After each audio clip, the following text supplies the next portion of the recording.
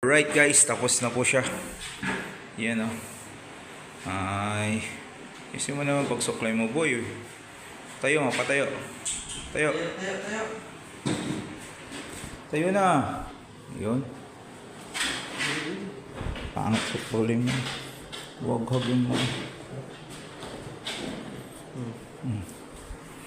Alright guys, tapos na po ang isang giant dog. Tignan nyo po kasing laki ng mesa. Videoan mo ko.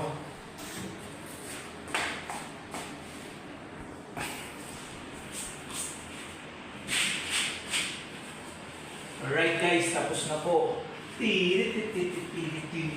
Tapos na. May bababa ka siya guys. Tingnan natin kung kaya po.